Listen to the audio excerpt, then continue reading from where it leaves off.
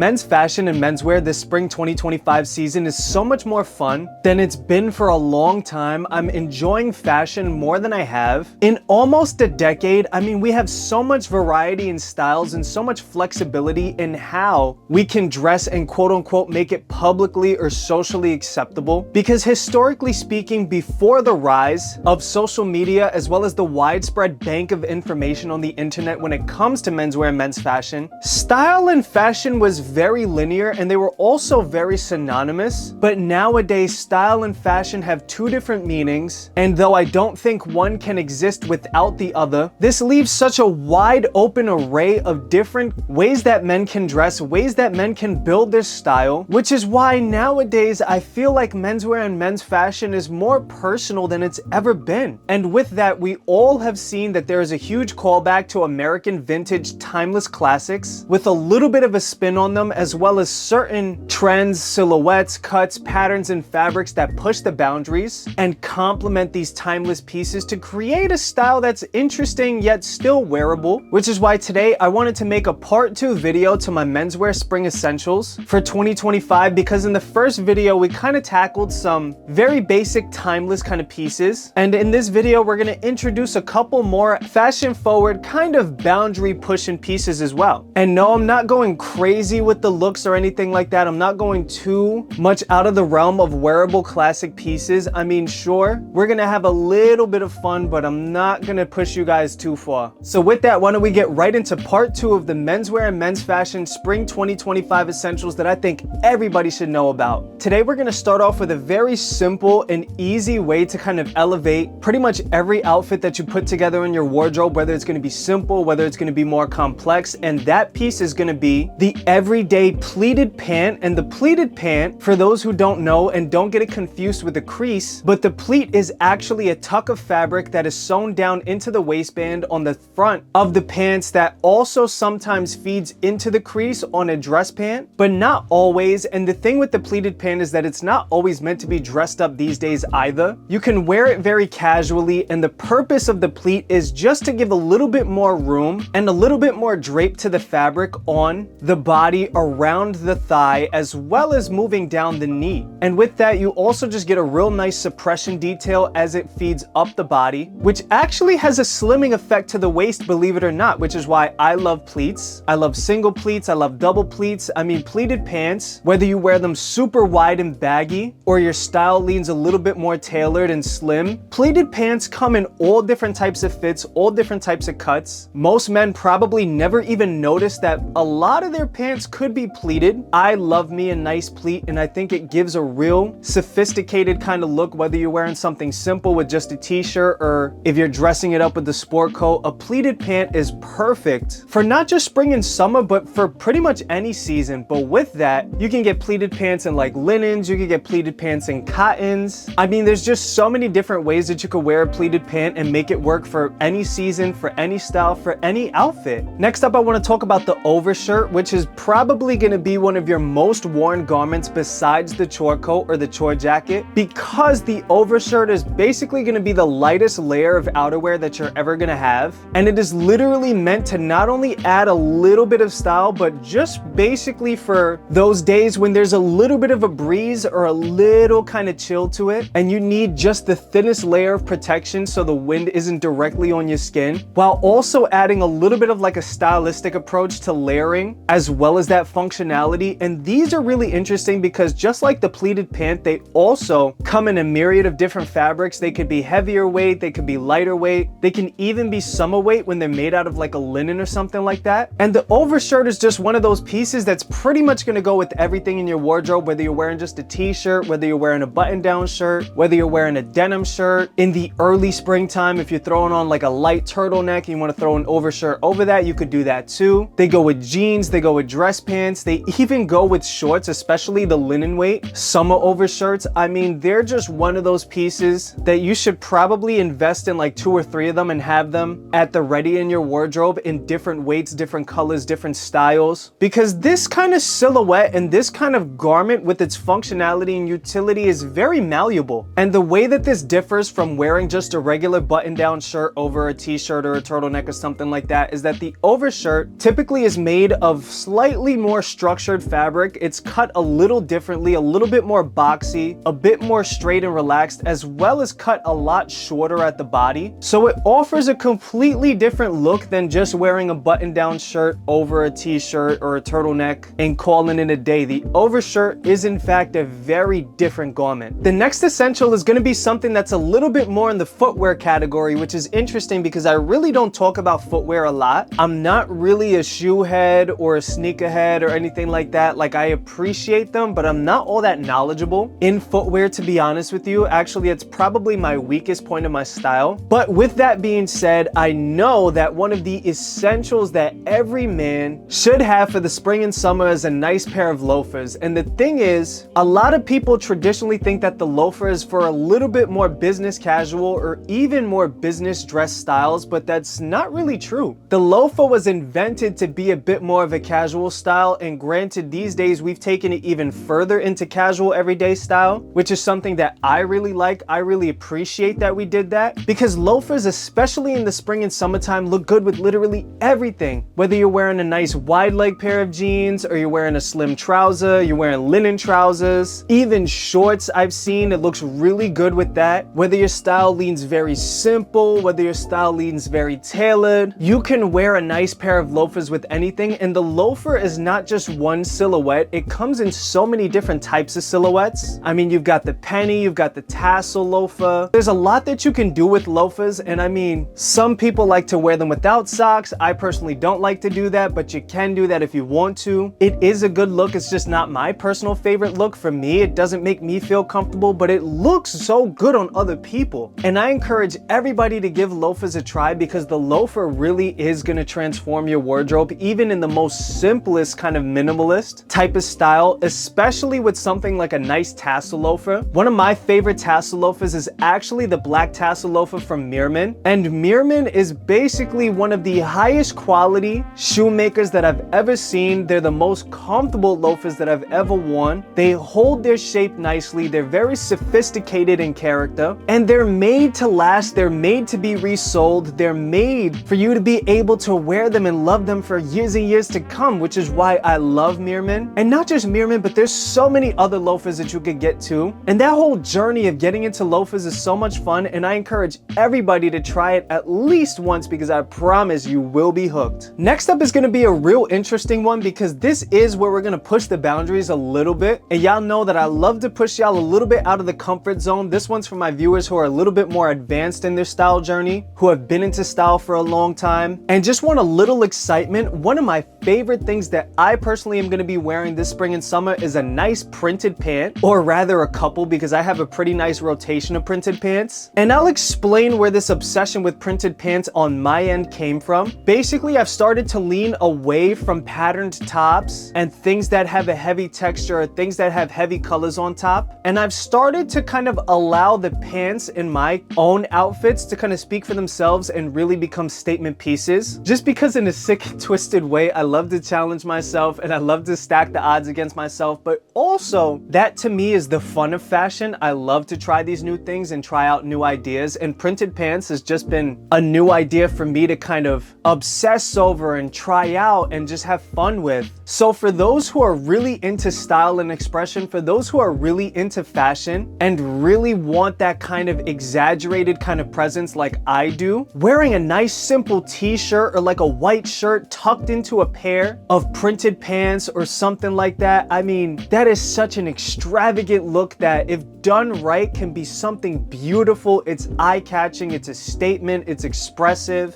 These days I have quite a few pairs of printed pants myself, one of my favorites being this dark indigo kind of blackish pair with this motif of like a noir cityscape on it that I actually got while I was in Japan at Okura, which is a store that is owned by Hollywood Ranch Market. And this is actually like a velveteen, very drapey pleated pant that is just so beautiful. It's so interesting and definitely is a statement piece that elevates an otherwise simple outfit without having to go too crazy or give too much thought about silhouette. I also have these pants from Capital, which have this no nukes cotton fabric woven motif on them as well, that I also got while I was in Japan, and I love the way that these look. They're so interesting. Again, they're expressive, they're a statement piece. There's a couple of different ways that you could wear this too. It's got a little bit more of like a wide straight silhouette as opposed to a super loose silhouette like the other pants that we showed. And I've got quite a few more different pairs of pants with different prints like plaids, florals, and stuff like that, but these are just some of my favorites. And like I said, it's so much fun to kind of experiment with this because it's a little bit of like uncharted territory when it comes to menswear, because a lot of men's fashion enthusiasts just haven't gotten to this kind of style, and it's just something that I personally am having a lot of fun with. So if you can and you're comfortable with it and you're confident in your style, give it a try. Next up, for something that's a little bit more tame and toned down, we're going to talk about windbreakers, and this is a little different from rain gear, which is what we talked about in part 1 of this series for spring summer 2025. The windbreaker is much lighter. It's also a lot more geared towards just the breeze itself as opposed to being waterproof.